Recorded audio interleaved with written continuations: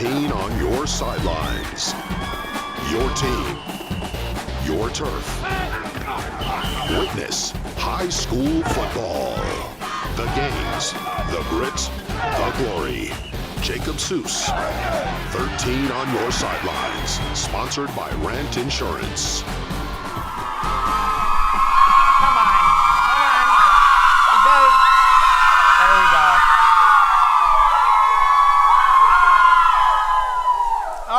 We are rocking here. Happy Friday, everybody, and welcome to a Week 6 edition. The season is flying by of 13 on your sidelines. I'm Jacob Seuss, and the conference title pictures are beginning to unfold here in Week 6. But before we get to tonight's game of the week, we have some guests in the studio we want you to meet. Please welcome the cheerleaders from Newaygo High School.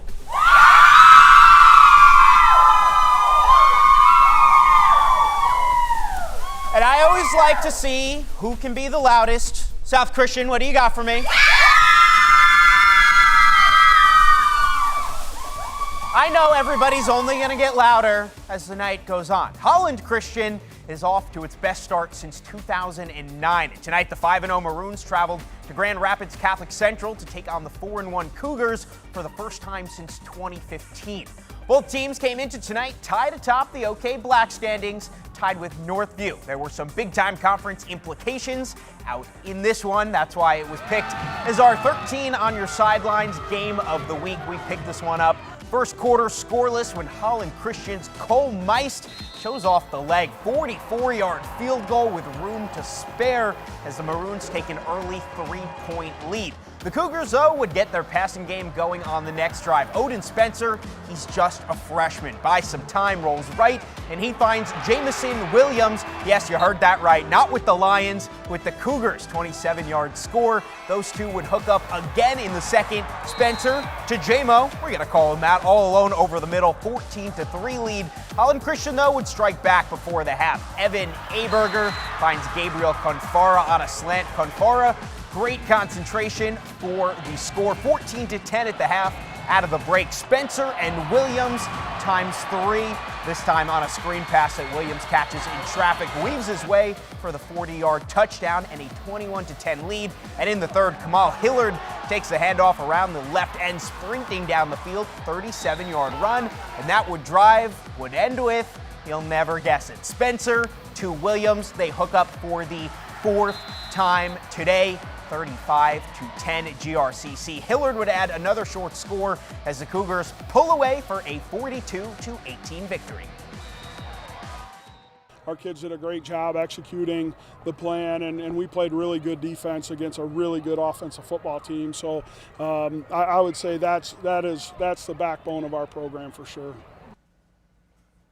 Tonight actually looked like if Jamison Williams was playing against high schoolers. Heck of an outing. We move to the OK Golden Hour. Forest Hill Central face Zeeland West tonight, and our producer Matt Gard was there as the Rangers took on the Ducks. Yeah, Jacob, and everybody in that conference is chasing Unity Christian. Here's what the standings look like coming into this week, and because the Crusaders got a dub tonight against Wyoming, they're going to stay at the top while everybody else just hopes to stay in the hunt. Tonight's battle between the Rangers and the Ducks, it's a rematch of last year's state semifinal in Division III. First drive of the game, Ducks hand to Jonah Leslie. He gets to the outside. He's going to get in from 18 yards out at 6-0 Ducks. Rangers looking to answer, but Trey Slodick picks it off. Ducks are on the move again. This time Slodick is on offense, and he's going to take the ball himself. He's going to also go to the outside. He's not going to get in. He's going to get pushed out at the 3-yard line, but they would score later on the drive. It is 14-0 Ducks. Rangers would get things going in the second, though. Fourth down, Nick Williams throws deep to Sater Midaw, and the big tight end comes down with it. It's 14-7 after that tutty. Ducks would put this one away in the second half, though. They are 5-1 after a 28-7 win. Another OK Gold match of note pitted Zeeland East against South Christian for their first matchup since 1987. Back then, there was no Zeeland East or West. It was just Zeeland High School. Third quarter, Chicks up 16-7. Will Drenick tosses it in to Isaiah Boonstra for the sophomore to come down with the touchdown. It's 22-7. To the fourth, Chicks driving again, but Cameron Veltman gets the sack. And this drive would stall later on. So the Sailors, they're still in this. They would put the ball in the hands of their trusty quarterback, Carson Biss. He's going to make it happen with his feet, make this a ball game with the 36-yard ground touchdown. 2-point conversion made it 22-15. Only one score game. South would get the ball back. Under 4 minutes to play. It's Biss again. He's across midfield. And the Sailors are in business, you guys. Later on the drive, though, they would face fourth down. Biss is going to get flushed out of the pocket. Watch him try to make something happen with his feet. He throws on the run, and it is going to be knocked down at the goal line by Peyton Davis. Zeeland East holds on to win a thriller 22-5, and the Chicks are 4-2 on this season. Jacob?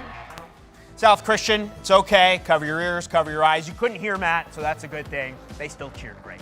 Last week, Caledonia quarterback Brody Betzer stood in this very studio accepting his MVP of the Week award. And let's just say he and his buddies were pretty stunned when they found out Jenison beat Rockford that very same night. Now the Rams find themselves in unfamiliar territory in the bottom half of the OK Red standings and trying to recover from losing 2 straight games. And who would they face tonight but Brody Betzer and those Caledonia Scots? This rivalry has become really fun to watch ever since Derek Pennington got this Caledonia team turned around. First quarter, Rams with a 7-0 lead, looking for more, but Colin Kowach with the pick.